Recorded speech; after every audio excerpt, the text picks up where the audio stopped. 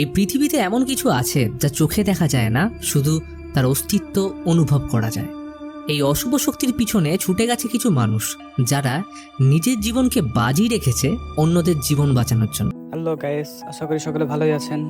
ভিডিওর শুরুতেই আপনাদের সকলের কাছে একটা রিকোয়েস্ট, চ্যানেলটি সাবস্ক্রাইব করে সবাই পাশেই থাকবেন আর বেল আইকনটি বাজিয়ে আজও বুনে চলেছে। এই সকল ঘটনার মধ্যমণি হলো এইড আর লরেন ওয়ারেন।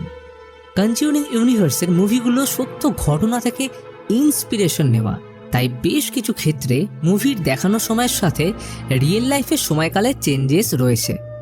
তো আজকের এই ভিডিওতে থাকবে কনজিউরিং ইউনিভার্সের একদম গোড়া থেকে শুরু করে শেষ পর্যন্ত পুরো সময়কালের ঘটনা, প্রতিটা মুভির হিডেন কানেকশন, ইউনিভার্সের কিছু উল্লেখযোগ্য চরিত্র এবং ডিমনের অরিজিন, যেমন ভ্যালাক, অ্যানাবেল পুতুলের মধ্যে থাকা ডিমন ম্যালথাস এবং বাথশিবা, যাকে আমরা দ্য কনজিউরিং এর প্রথম পার্টে দেখেছি। আর জানবো এই ইউনিভার্সের সর্বশেষ মুভি কনজিউরিং দ্য লাস্ট রাইটে কি হতে চলেছে। তোমরা যদি এই ভিডিওটা শেষ অবধি দেখো, তাহলে আর আলাদা করে প্রতিটা মুভি দেখে কনফিউশন হওয়া লাগবে না। হ্যাঁ, তবে শুরু করার আগে বলে দিই, অনেকে মনে করে দ্য কার্স অফ লা llorona কনজিউরিং ইউনিভার্সের গল্প, কিন্তু সেটা একদম ভুল, যেটা মুভির ডাইরেক্টর সহ বিভিন্ন অফিসিয়ালস কনফার্ম করে দিয়েছে। তো চলো আর দেরি না করে শুরু করা যাক দ্য কনজিউরিং ইউনিভার্স।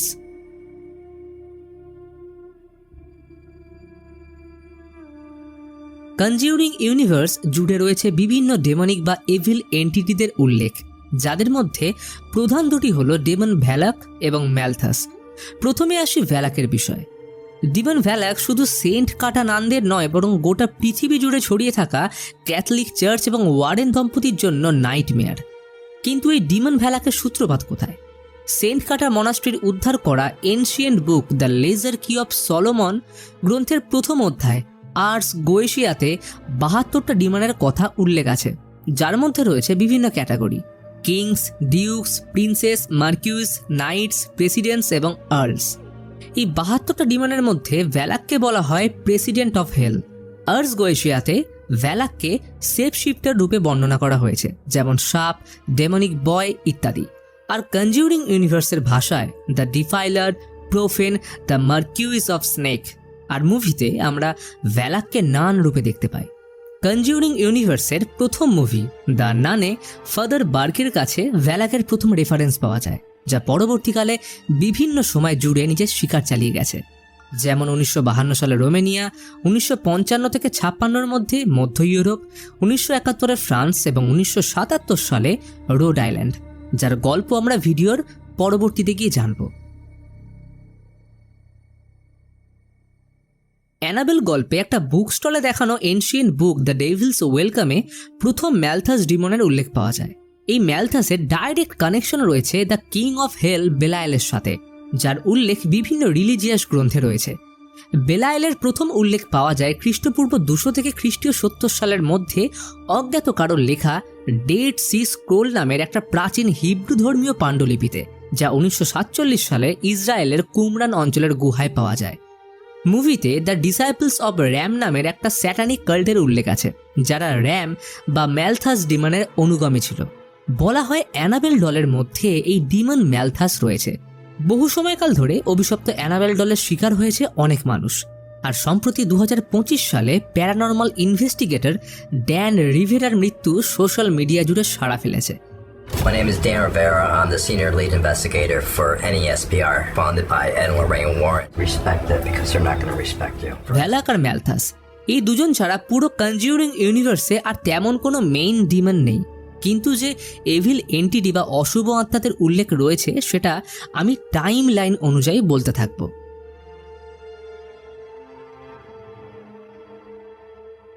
কনজিউরিং ইউনিভার্সে সর্বপ্রথম যে এভিল এন্টিটির উল্লেখ আছে সে হলো বাথশিবা। 1831 সালে রোড আইল্যান্ডে মিস্টার এফ্রেম এবং হ্যানার একটা সন্তান হয়, যার নাম ব্যাথশিবা। 1863 সালে বিবাহসূত্রে স্বামী জর্জসন শারমানের সাথে বাথশিবা শিফট হয় জর্জসনের তৈরি করা কানেকটিকেটের ফার্ম হাউসে। 1870 সালে তাদের হার্ভার্ড নামের একটা পুত্র সন্তান হয়। এরপরেও অবশ্য আরও দুটো সন্তান জন্ম হলেও তারা কিন্তু কেউ বাঁচেনি। বাথশিবার দুর্নাম ছিল উইচক্রাফটের জন্য। শোনা যায় বাথশিবা তার 7 দিনের সদ্যজাত সন্তানকে শয়তানের উদ্দেশ্যে স্যাক্রিফাইস করতে তার হাজব্যান্ড দেখে ফেলায় বাথশিবা গাছে ঝুলে মৃত্যুর আগে অভিশাপ দিয়ে যায়। এই অভিশাপে বলা হয় যারা তাদের বাড়ি বা ল্যান্ড নেওয়ার চেষ্টা করবে তারা সবাই মারা যাবে। এরপর 1930 সালে মিসেস ওয়াকার তার ছেলে রোরিকে নিয়ে এই বাড়িতে থাকতে আসলে কিছু সময় পর সে বাথশিবার অভিশাপের শিকার হয়ে নিজের ছেলেকেই শেষ করে দেয়। সময়চক্রে হাত বদলের পর 1971 সালে প্যারন ফ্যামিলি এই বাড়িতে আসে এবং অ্যাজ পার দ্য কার্স রজারের স্ত্রী ক্যারোলিনকে বাথশিবা পজেস করে, যার গল্প আমরা দ্য কনজিউরিংয়ে জানতে পারি। 1831 সালে বাথশিবার জন্মের পর যে চরিত্রের উল্লেখ আসে তার নাম সিস্টার আইরিন পামার। আইরিন 1930 সালের মার্চের 2 তারিখে ব্রিজপোর্ট কানেকটিকেটে জন্মগ্রহণ করে। তার মা একজন রিলিজিয়াস পার্সন ছিল এবং তিনি ঈশ্বরকে দেখতে বা অনুভব করতে পারতেন। এর সাথে তিনি বিভিন্ন সাইকিক ভিশনও দেখতে পেতেন। কিন্তু তার স্বামী মানে আইরিনের বাবা তাকে পাগল ভেবে মেন্টাল অ্যাসাইলামে পাঠিয়ে দেয় এবং সেইখানেই তিনি শেষ জীবনে মারা যান। কিন্তু সৌভাগ্যক্রমে হোক বা দুর্ভাগ্যবশত মায়ের এই ক্ষমতা আইরিনের মধ্যেও চলে আসে। এবার এই খবর ক্যাথলিক চার্চের কানে যেতেই তারা প্রথমে আইরিনকে পজেশনের সন্দেহে এক্সামিন করলে ফাদার বার্ক কনফার্ম করেন যে আইরিন সম্পূর্ণ সুস্থ এবং ওর উপর মাদার মেরির আশীর্বাদ রয়েছে। এই কারণে আইরিন স্বইচ্ছায় নান হওয়ার সিদ্ধান্ত নেয় এবং সিস্টার আইরিনকে আমরা নান মুভি 2 পার্টে দেখতে পাই। তবে সব থেকে ইন্টারেস্টিং ব্যাপার হলো সিস্টার আইরিন সম্পর্কে লরেন ওয়ারেনের কাজিন। 1930 সালের ঠিক 2 বছর পর 1932 সালে ব্রুকফিল্ড কানেকটিকেট চার্চের ফাদার ক্যাস্টনারের পরিবারে জন্ম নেয় আইলি ক্যাস্টনার। জন্মের সময় মা মারা যাওয়ায় মেয়েকে শহর প্রান্তে একটা পুরনো মিলে লুকিয়ে বড় করে তোলে, কারণ চার্চের ফাদার হয়ে বিয়ে বা বাহ্যিক সম্পর্ক করা আইনত অপরাধ ছিল। তবে ফাদারের স্যাটানিক গ্রুপ নিয়ে রিসার্চ করার প্রবণতার একটা বড় প্রভাব গিয়ে পড়ে তার একমাত্র মেয়ে আইলি ওরফে দ্য অকালিস্টের উপর। ফলে বড় হয়ে 1952 সালের দিকে সে জয়েন করে satanic group the disciples of Ram, যাদের উল্লেখযোগ্য মেম্বার ছিল অ্যানাবেল হিগিন্স, আর এই গ্রুপ ডিমন ম্যালথাসের উপাসক ছিল। আইলি ব্ল্যাক ম্যাজিকের মাধ্যমে 1981 সালের মে মাসে গ্ল্যাডসেল ফ্যামিলিকে টার্গেট করে, যার গল্প আমরা the conjuring the devil made me do ইটে জানতে পারি। তো এই ছিল পুরো কনজিউরিং ইউনিভার্সের ডিমন এবং হিউম্যান আর্ক। এখন আশা করছি মুভির গল্পে এদের উল্লেখ আসলে তোমাদের বুঝতে কোনো অসুবিধা হবে না। তো চলো শুরু করা যাক the beginning of conjuring universe. সময়টা আনুমানিক 500 থেকে 1000 খ্রিস্টপূর্বাব্দ, যে সময়টাকে খ্রিস্টীয় মতে অন্ধকার যুগ বা ডার্ক এজেস বলা হয়। এই সময় একজন কোরাপ্টেড প্রিস্ট রোমানিয়ান শহরে এক সুবিশাল ক্যাসেল বানিয়েছিল, যার কেন্দ্রে বিভিন্ন স্যাটানিক রিচুয়াল এবং 5 জনের স্যাক্রিফাইস করে একটা ডিমনিক গেটওয়ে ওপেন করে, যাকে সহজ ভাষায় পৃথিবী ও পরলৌকিক জগতের প্রবেশদ্বার বলা যেতে পারে। এই গেটওয়ের মাধ্যমে সে ভ্যালাককে পৃথিবীতে আনতে চেয়েছিল। এবার এই খবর ভ্যাটিকানের কাছে পৌঁছলে তারা প্রিস্টকে বন্দি বানিয়ে গেটওয়ে বন্ধ করে দেয়।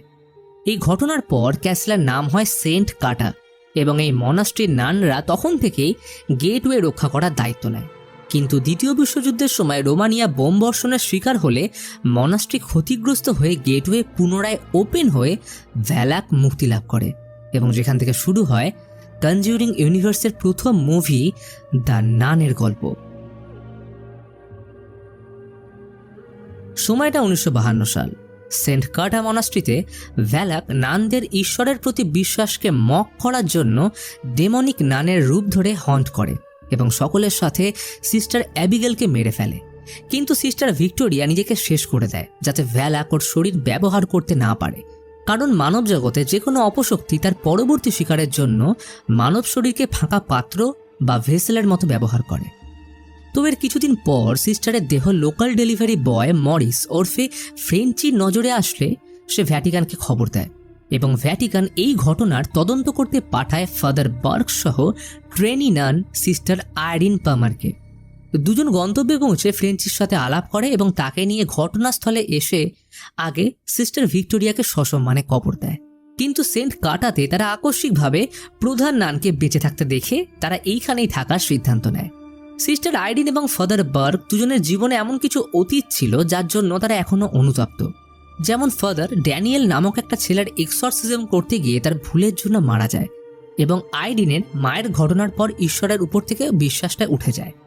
এই পূর্ব ঘটনা তারা প্রধান নানের সাথে শেয়ারও করে, কিন্তু বড্ড অদ্ভুতভাবে ভ্যালাক তাদের প্রত্যেকের ভয়কে কাজে লাগিয়ে আলাদা আলাদা রূপে হন্ট করে ঈশ্বরের প্রতি তাদের বিশ্বাস ভাঙতে থাকে। এর মাঝে একদিন আইরিন মনাস্ট্রির পূর্ব নান সিস্টার ওয়ার্নার সাইকিক ভিশন দেখতে পায়, যেখান থেকে সে সেন্ট কাটার পূর্ব ইতিহাস, ডার্ক এজেস এবং ভ্যালাকের বিষয় জানতে পারে। ঠিক একইভাবে ফাদার বার্গ তার লেজার কি অফ সলোমন থেকে ডিমন ভ্যালাকের ব্যাপারে জানতে পারলে তারা বুঝতে পারে মনাস্ট্রিতে যে প্রধান নানের রূপ ধরে রয়েছে সেই হলো ডিমন ভ্যালাক।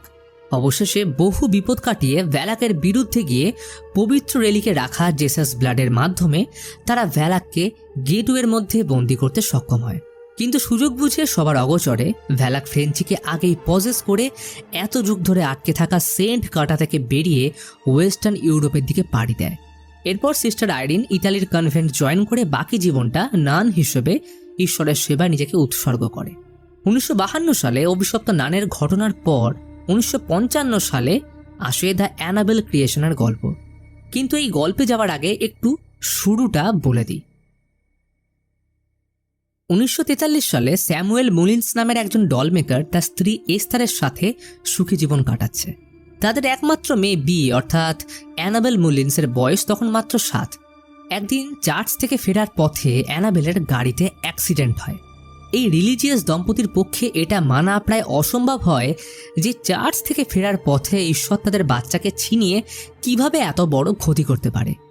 ফলে তাদের ঈশ্বরের উপর থেকে বিশ্বাস উঠে সদ্য হারানোর বাচ্চার মৃত্যুর শোক সামলাতে না পেরে যে কোনো প্রকারে তারা অ্যানাবেলকে ফিরে পেতে যায়। তাদের দুর্বল মনোভাবের সুযোগ নিয়ে এই প্রার্থনা শুনে ফেলে ডিমন ম্যালথাস। শয়তান সাধারণত মানুষের আবেগকে কাজে লাগিয়ে এই জগতে আসার রাস্তা খোঁজে, কিন্তু সে কখনোই স্বইচ্ছায় আসতে পারে না যতক্ষণ না সেই মানুষটা তাদের ওয়েলকাম করছে। তাই ম্যালথাস অ্যানাবেলের রূপ ধরে এস্থারকে প্রলোভন দেখাতে শুরু করে। সাধারণত পজেশনের 3টে স্টেজ আছে: ইনফেস্টেশন, অপারেশন এবং পজেশন। তাই ম্যালথাস অ্যানাবেলের প্রিয় পুতুলটাকে ভেসেল বানায়। কিন্তু কিছুদিন যেতেই এই দম্পতি বুঝতে পারে যে অ্যানাবেল ফিরে এসছে এইটা তাদের মেয়ে নয়। কিন্তু এতক্ষণে অনেক দেরি হয়ে গেছিল, যার ফলস্বরূপ মিসেস মুলিন্স তার একটা চোখ হারিয়ে বসে। কিন্তু সঠিক সময় মিস্টার মুলিন্স লোকাল প্রিস্ট ডেকে প্রেয়ার এবং বাইবেলের পাতা দিয়ে পুতুলটাকে একটা ঘরে বন্দি করে রাখে। কিন্তু এর মাঝে 1944 সালে জন্ম নেয় জেনিস। ছোটবেলায় পোলিও রোগে আক্রান্ত হওয়ার সাথে তার বেশিরভাগ সময়টাই কেটেছে অনাথ আশ্রমে। তো এর বেশ কিছুদিন পরে মুলিন্স দম্পতি তাদের ভুল শুধরানোর জন্য সিদ্ধান্ত নেয় তাদের বাড়ি অনাথ শিশুদের জন্য দেওয়ার। আর এইখানেই তাদের বাড়িতে আগমন হয় জেনিস সহ কয়েকজন মেয়ে এবং সিস্টার শার্লেটের, যিনি সেন্ট কাটা মনাস্ট্রির একজন নান। আর এইখান থেকেই শুরু হয় 1955 সালের অ্যানাবেল ক্রিয়েশনের গল্প। মুলিন্স দম্পতি বাচ্চাদের সুন্দর জীবন দিলেও স্যামুয়েলের কড়া আদেশ ছিল পাশের বন্ধ ঘরটা যেন কেউ না খুলে। অবশ্য তিনি অ্যানাবেল ডলের বিষয়টা প্রকাশ করেন না, কিন্তু কিছুদিন পর থেকেই ঘরে সবার সাথে অলৌকিক ঘটনা ঘটতে থাকে। ফলে স্বাভাবিকভাবেই জেনিসের ছোটবেলার ট্রমার কারণে খুব সহজে ম্যালথাস ডিমনের শিকার হয় এবং সে 12 বছর পর ওই বন্ধ ঘরটা খুলে অ্যানাবেল ডলকে মুক্ত করে দেয়, যার ফলস্বরূপ জেনিস পজেসড হয়ে মুলিন দম্পতিকে শেষ করে গা ঢাকা দেয়। পরের দিন পুলিশ ঘটনাস্থলে আসে এবং লোকাল চার্চের ফাদার অ্যানাবেল ডলকে শুদ্ধ করে নিজের কাছেই রেখে দেয়। এর কয়েক বছর পর দেখা যায় জেনিস সেন্ট জোকিম অরফানেজে অ্যানাবেলের নাম নিয়ে সেখানে রয়েছে, এবং সেইখান থেকে তাকে হিগিন্স ফ্যামিলি দত্তক নিয়ে ক্যালিফোর্নিয়া শিফট হলে জেনিস তার নাম পরিবর্তন করে রাখে অ্যানাবেল হিগিন্স। আর এই ঘটনার ঠিক 1 বছর পর 1956 সালে শুরু হয় নান পার্ট 2 এর গল্প। তবে মূল ঘটনায় যাওয়ার আগে বলে দিই, এতদিন ভ্যালাক দ্বারা পজেস ফ্রেঞ্চি ওয়েস্টার্ন ইউরোপে শিফট করে গেছেন এবং সে একটা বোর্ডিং স্কুলে কাজ করে। আর সিস্টার আইরিন ইতালির কনভেন্টে তার বন্ধু সিস্টার ডেবরার সাথে অ্যাজ এ নান জীবন কাটাচ্ছে। একদিন হঠাৎ আইরিন স্বপ্নে ভ্যালাক দ্বারা পজেস ফ্রেঞ্চিকে সাহায্য চাইতে দেখে। আর ঠিক এর পরের দিন খবর আসে ফ্রান্সের টেরাস্কান ক্যাথলিক চার্চের ফাদার নয়রেট আকস্মিকভাবে মারা গেছেন। শুধু তাই নয়, অস্ট্রেলিয়া, হাঙ্গেরি, ইতালির বিভিন্ন চার্চ থেকে ফাদারদের মৃত্যুর খবর আসছে। তাই ভ্যাটিকানের আদেশে তারা সিস্টার আইরিন ও ডেবরাকে ফ্রান্সের টেরাস্কান চার্চে পাঠায় রহস্য উদ্ঘাটন করতে। সেখানে পৌঁছে বিভিন্ন ঘটনার সম্মুখীন হওয়ার পর আইরিন জানতে পারে এইখানে আগে ফ্রেঞ্চি কাজ করত এবং ফাদার নয়ডেটের মৃত্যুর ঠিক পরের দিন ফ্রেঞ্চি কাজ ছেড়ে চলে গেছে। এইটা শুনতে আইরিন বুঝে যায় ফ্রেঞ্চি হয়তো ভ্যালাক দ্বারা পজেসড। তবে এর মাঝে আইরিন কিছু অদ্ভুত ভিশন দেখতে পেলে এই বিষয় ভ্যাটিকান আর্কাইভের একজন স্পেশালিস্টের থেকে জানতে পারে প্রাচীনকালে যখন পেগানসরা সেন্ট লুসিকে মেরে তার চোখ উপড়ে নিয়েছিল তখন কয়েকজন লুসির পরিবার বেঁচে যায় এবং তারা সেই চোখ একটা রেলিকের মধ্যে আগলে এতদিন পালিয়ে বেড়াচ্ছিল। আসলে ভ্যালাক পবিত্র লুসির চোখ বা রেলিকটার খোঁজে রয়েছে, যার কারণে সেন্ট লুসির যত বংশধর এখন বেঁচে আছে ভ্যালাক তাদেরকেই টার্গেট করছে। তাই ভ্যালাকের আগে যেমন করেই হোক আইরিনকে রেলিকটা খুঁজে বের করতে হবে, যেটা বহুকাল আগে পল নামের একজন ফাদার মনাস্ট্রির ভিতরে পুঁতে দিয়েছিল, যেটা বর্তমানে একটা গার্লস বোর্ডিং স্কুল, অর্থাৎ ফ্রেঞ্চি যেখানে কাজ করে। তবে এই পর্যায়ে আরও একটা বড় রহস্যভেদ হয় যে সিস্টার আইরিন নিজেও সেন্ট লুসির বংশধর। তাই এক মুহূর্ত দেরি না করে এরা দুজন বোর্ডিং স্কুলে পৌঁছে সেখানকার একটা পার্টিকুলার জায়গা থেকে Irene eyes of Saint Lucy মানে রেলিকটা পেয়ে যায় এবং ভ্যালাককে হারিয়ে ফ্রেঞ্চিকে বাঁচায়। কিন্তু এইবারও দুর্ভাগ্যবশত ফ্রেঞ্চি সম্পূর্ণভাবে পজেশন থেকে মুক্তি পায় না এবং সে হাঙ্গেরিতে শিফট করে যায়। আর ঠিক এরপর থেকেই শুরু হয় অ্যানাবেল মুভির গল্প। কিন্তু তার আগে এখানে ছোট্ট করে লরেন ও এডের বিষয়ে বলে নেওয়াটা দরকার। 1930 সালে সিস্টার আইরিনের জন্মের ঠিক এক বছর পর 1931 সালে জন্ম নেয় লরেন রিয়াট মর্যান। মাত্র 17 বছর বয়সে হাই স্কুলে লরেনের পরিচয় হয় এডের সাথে, আর তখন থেকেই তাদের প্রেমের সূত্রপাত। লরেনের মধ্যে ছোট থেকে বেশ কিছু অদ্ভুত ক্ষমতা ছিল। সে এডের ব্যাপারে ভবিষ্যৎবাণী করে বলেছিল আগামী সময়ে এমন একটা বিপদ আসতে চলেছে যেটা তার জীবন পাল্টে দেবে, আর সেই ভবিষ্যৎবাণী সত্যি হয়। এড নেভিতে থাকাকালীন একটা যুদ্ধের সময় আহত হয়ে ফিরে আসে। এরপর তাদের বিয়ে হয়ে যায় এবং 1961 সালের অক্টোবরের 1 তারিখে জন্ম নেয় তাদের একমাত্র মেয়ে জুডি ওয়ারেন। ওয়ারেন দম্পতি পরবর্তীকালে the new England society for psychic research NESPR open করে, যার মূল কাজ ছিল প্যারানর্মাল হন্টিং, পজেশনের তদন্ত এবং ধর্মীয় সমাধান। এড বা লরেন কিন্তু কখনোই নিজেকে প্রিস্ট বলে দাবি করত না, বরং বলতো আমি শুধু তাদেরই সাহায্য করি যাদের কাছে কেউ নেই। 1956 সালের নান পার্ট 2 এর ঘটনার পর 1967 সালের দক্ষিণ ক্যালিফোর্নিয়াতে বিবাহিত কাপল জন এবং মিয়া তাদের নতুন বাড়িতে শিফট করে। ডিউরিং প্রেগন্যান্সি জন মিয়াকে একটা স্পেশাল ডল গিফট করে, যেহেতু মিয়া অ্যান্টিক ডল কালেকশন করতে ভালোবাসত। তবে দুর্ভাগ্যবশত জনের দেওয়া সেই স্পেশাল ডল ছিল অ্যানাবেল, আর এই দম্পতি যেখানে থাকতো তার ঠিক পাশের বাড়িটা ছিল হিগিন্স ফ্যামিলির, যারা জেনিস ওরফে অ্যানাবেল হিগিন্সকে দত্তক নিয়েছিল। কিন্তু হিগিন্স দম্পতি জানতো না তাদের মেয়ে Annabelle satanic cult disciples of Ram join করে অলরেডি ব্রেন ওয়াশ হয়ে গেছে, যার ফলাফল এক রাতে বয়ফ্রেন্ডকে নিয়ে নিজের দত্তক নেওয়া বাবা মা অর্থাৎ হিগিন্স পরিবারকে মেরে প্রতিবেশী জনের বাড়িতে ঢোকে অ্যানাবেল ডল চুরি করতে, কারণ এই ডলের মধ্যে থাকা ম্যালথাস ডিমানকেই তাদের স্যাটানিক কাল্ট পুজো করত। কিন্তু সঠিক সময় পুলিশ এসে তার বয়ফ্রেন্ডকে মারতে সক্ষম হলেও অ্যানাবেল হিগিন্স নিজেকে শেষ করে রিচুয়ালের মাধ্যমে পুতুলটার মধ্যে থাকা ম্যালথাসকে নিজের আত্মা উৎসর্গ করে যায়।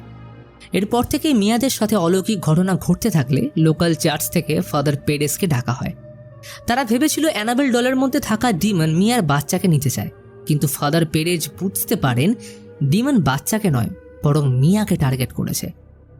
অবশেষে বিভিন্ন ঘটনার পর তাদের প্রতিবেশী এভলিন সিস্টার ভিক্টোরিয়ার মতো নিজের প্রাণ দিয়ে মিয়াদের পরিবারকে বাঁচিয়ে যায়। এই ঘটনার পর 1968 সালে কাকতালীয়ভাবে অ্যানাবেল ডল একটা অ্যান্টিক স্টোরে আসলে সেখান থেকে এক বৃদ্ধা পুতুলটাকে কিনে তার মেয়ে ক্যামিলার জন্মদিনে গিফট করে। ফলে স্বাভাবিকভাবেই তাদের জীবন নরকে পরিণত হয় এবং তখন তারা যোগাযোগ করে ওয়ারেন দম্পতির সাথে। লরেন এই পুতুলের মধ্যে থাকা ডিমনের প্রভাব বুঝতে পেরে অ্যানাবেল ডলকে নিজেদের আর্টিফ্যাক্ট রুমে এনে ট্রিনিটি চার্চ থেকে আনা কাঁচের বক্সে ফাদার গর্ডনকে দিয়ে শুদ্ধ করিয়ে আটকে রাখে। এরপর 1971 সালের সেপ্টেম্বর মাসে ওয়ারেনদের ডাক পড়ে ফ্রেঞ্চির এক্সরসিজম করার জন্য, কারণ ডিমন ভ্যালাক ফ্রেঞ্চিকে কখনো ছেড়েই যায়নি। শোনা যায় তখন ফ্রেঞ্চির অবস্থা এতটাই খারাপ ছিল যে ওয়ারেন দম্পতির দেখা এটাই ছিল সর্বপ্রথম ভয়ঙ্কর পজেশন এক্সরসিজমের সময় ক্ষণিকের জন্য ভ্যালাক লরেনকে এডের মৃত্যুর ভয়ঙ্কর ভিশন দেখায়, যেটা তাকে এতটাই ট্রমাটাইজড করে যার কারণে লরেন নিজেকে 8 দিন ঘরে বন্দি করে রাখে। এই ঘটনার পর ফ্রেঞ্চি মারা যায়, আর ভ্যালাকের পরবর্তী টার্গেট হয় লরেন, যার দুটো কারণ। ফার্স্ট, লরেন সিস্টার আইরিনের কাজিন, এবং সেকেন্ড, লরেন সেন্ট লুসির বংশধরদের একজন। কিন্তু এখনো পর্যন্ত লরেন ভ্যালাকের আসল পরিচয় জানত না। তো এইবার 1971 সালে শুরু হয় দ্য কনজিউরিং পার্ট 1 ঘটনা। মিস্টার জেটসনের রোড আইল্যান্ডে তৈরি করা অভিশপ্ত ফার্ম হাউস, যেখানে বাথশিবা ঝিলের পাশের গাছটায় নিজের প্রাণ দিয়েছিল, সেখানে 1971 সালে স্ত্রী ক্যারোলিন সহ 5 সন্তানকে নিয়ে শিফট করে Roger প্যারন।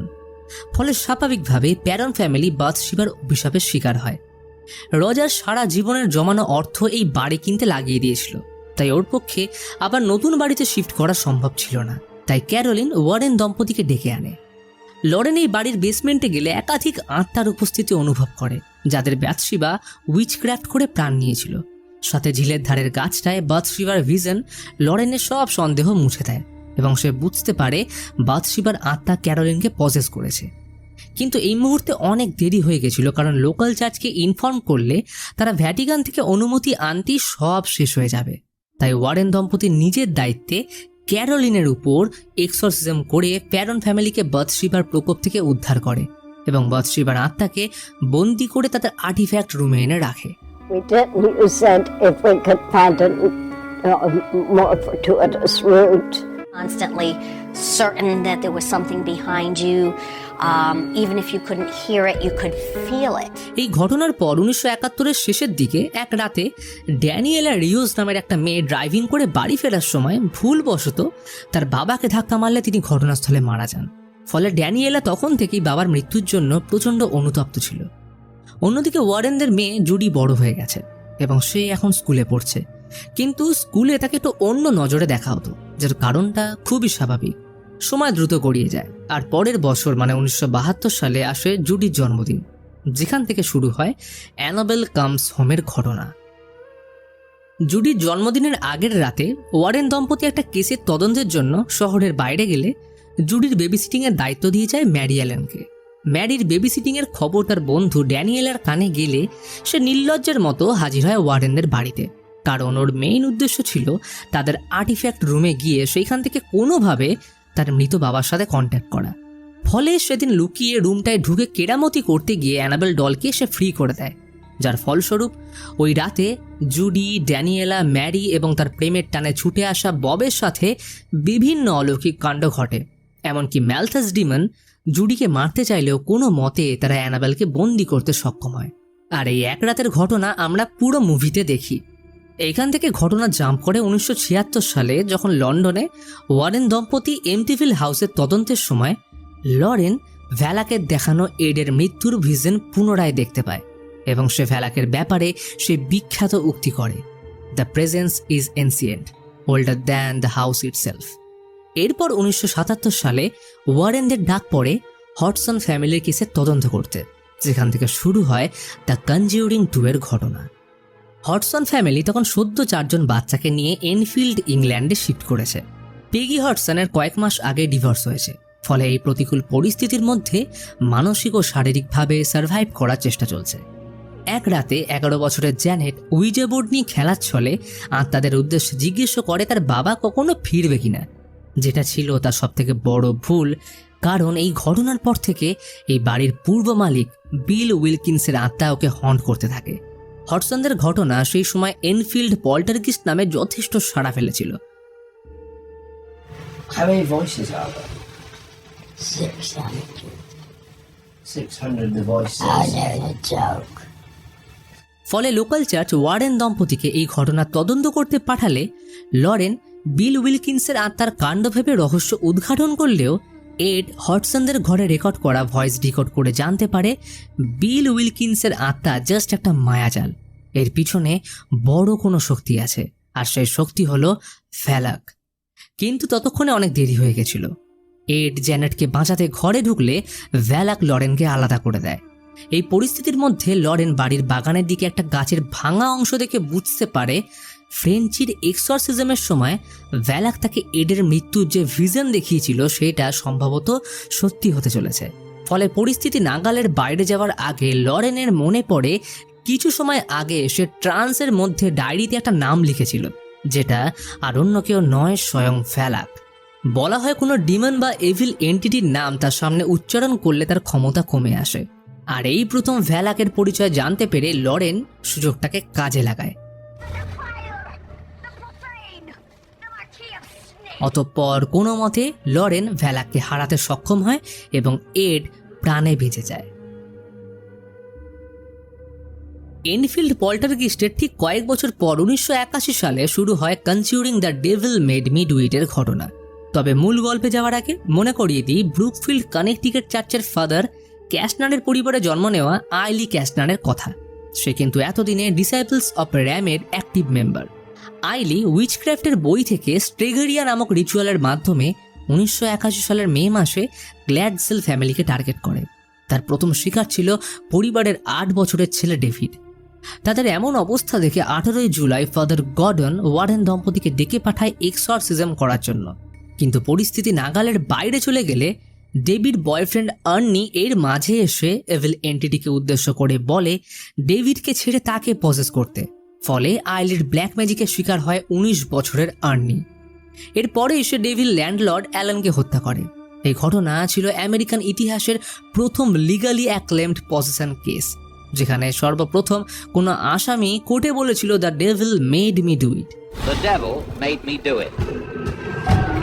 This has never been used in the United States, is demonic possession. এবার আর্নি যে সত্যি পজেস ছিল কিনা সেটা প্রুফ করতে ওয়ারেন দম্পতি ঘটনা তদন্ত শুরু করে। লরেন ডেভিডের বেডের নিচ থেকে একটা উইচ টোটেম খুঁজে পায়। উইচ টোটেম হলো এমন একটা বস্তু যেটা উইচরা ব্ল্যাক ম্যাজিকের জন্য ব্যবহার করে। লরেন টোটেমটা ফাদার গর্ডনকে দেখালে তিনি চার্চের এক্স ফাদার ক্যাস্টনারের সাথে দেখা করতে বলেন, কারণ তিনি স্যাটানিক কাল্ট নিয়ে অনেক রিসার্চ করেছেন। তো সেই মতো ওয়ারেনরা তার সাথে সাক্ষাৎ ও কিছু ক্লু জোগাড় করে ডেনভারের সার্জন ক্লের কাছে পৌঁছায়। তার থেকে জানতে পারে 4 মাস আগে জেসিকা নামের একটা মেয়ে আর্নির মতোই একাধিক মানুষের প্রাণ নিয়ে নিজেকে শেষ করে দিয়েছিল এবং পুলিশ জেসিকার ঘর থেকে এই রকমই একটা উইচ টোটেম পেয়েছিল। এবার জেসিকা যেখানে মারা গেছিল সেখানে লরেন গেলে ভিশনের সাহায্যে জানতে পারে সেই রাতে জেসিকার সাথে ঠিক কী হয়েছিল। অতঃপর নদী থেকে জেসিকার বডি খুঁজে পাওয়া যায়। কিন্তু এর পিছনে আসল কালপ্রিট কে সেটা জানতে মর্গে পৌঁছে লরেন জেসিকার হাত স্পর্শ করে জানতে পারে আইলি ক্যাস্টনারের কথা। রিসার্চের সময় তাদের হাতে একটা ল্যাটিন বুক আসে, যেটার সাহায্যে রেনেসার সময় চার্চ উইচক্রাফট প্রতিহত করত। বলা হয় এই কার্স যার উপর করা হয় তাকে দুজনকে মেরে নিজেকেও শেষ করতে হয়। এখন এই ব্ল্যাক ম্যাজিক ব্রেক করতে হলে আইলি ক্যাস্টনারের অল্টার বা যে টেবিলটা সে ব্ল্যাক ম্যাজিক করতে ব্যবহার করছে সেটা ভাঙতে হবে। এরই মধ্যে এড সার্জেনের দেওয়া ইনফরমেশন অনুযায়ী জানতে পারে জেসিকা এবং আর্নির বাড়ির 180 মাইলের দীর্ঘ রাস্তার মিডল পয়েন্টে রয়েছে জেসিকার কলেজ, যেখান থেকে সে টোটেম বক্স পেয়েছিল। এবার লরেন তার ভিশনে যখন আইলিকে প্রথম দেখে তখন সেইখানে ট্রেনের আওয়াজ লক্ষ্য করেছিল। এবার সেই অনুযায়ী এড ম্যাপে একটা লেকের ধারে কমন জায়গা ট্রেস করে আইলি ক্যাস্টনারের অল্টারের অবস্থান খুঁজে বের করলে দেখে জায়গাটা আর অন্য কোথাও নয় বরং ফাদার ক্যাস্টনারের বাড়ি, অর্থাৎ সেই পুরনো মিল। আর এইখানে রিভিল হয় আইলি ফাদার ক্যাস্টনারের বেসমেন্টে তার অল্টার বানিয়ে রেখেছে, যেটা ফাদার নিজেই জানতো না। উল্টে তিনি এতদিন নিজের মেয়েকে দেখেনি বলে ওয়ারেনদের ইউজ করছিল মৃত্যুর আগে আইলিকে একবার দেখার জন্য। কিন্তু আইলির সাথে তার দেখা হলেও সে ক্যাস্টনারকে শেষ করে দেয়। অবশেষে লরেন ও আইলি ফেস অফ করে এবং এড অল্টার ভাঙতে সক্ষম হয়। ফলে আইলি ব্ল্যাক ম্যাজিকের জন্য যে ডিমনকে ব্যবহার করত তার হাতেই আইলির মৃত্যু হয়। ওয়ারেন দম্পতি আর্নিকে মৃত্যুর হাত থেকে বাঁচিয়ে নিলেও 24 নভেম্বর 1981 সালে আর্নি জনসনকে জেলে পাঠানো হয়। তবে 1986 সালে আর্নির ভালো ব্যবহারের জন্য তাকে ছেড়েও দেওয়া হয়। তো এই ছিল সম্পূর্ণ কনজিউরিং ইউনিভার্সের সম্পূর্ণ টাইমলাইন। কিন্তু এই বছরে 5 সেপ্টেম্বর রিলিজ হচ্ছে কনজিউরিং এর শেষ মুভি দ্য লাস্ট রাইটস, যেখানে আর্নি জনসনের ঘটনার 5 বছর পর অর্থাৎ 1986 সালে ওয়েস্ট পিটসন পেনসিলভেনিয়ার স্মার্লস ফ্যামিলির ঘটনা এই মুভির মাধ্যমে আমরা জানতে পারবো। আর সাথে থাকবে জুডি ওয়ার্ডেনের কাহিনী, এবং এটাই নাকি ওয়ার্ডেন দম্পতির লাস্ট কেস।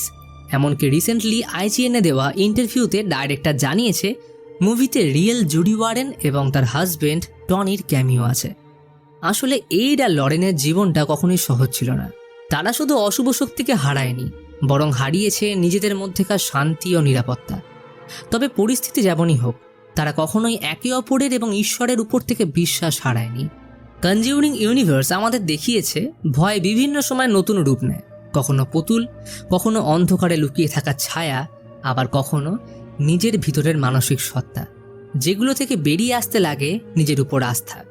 এই সিনেম্যাটিক ইউনিভার্স হয়তো শেষ হতে চলেছে, কিন্তু আমাদের এই স্মৃতি রয়ে যাবে অনেক বছর। Because evil never dies, it waits for the next invitation. তো বন্ধুরা, ভিডিওটা ভালো লাগলে অবশ্যই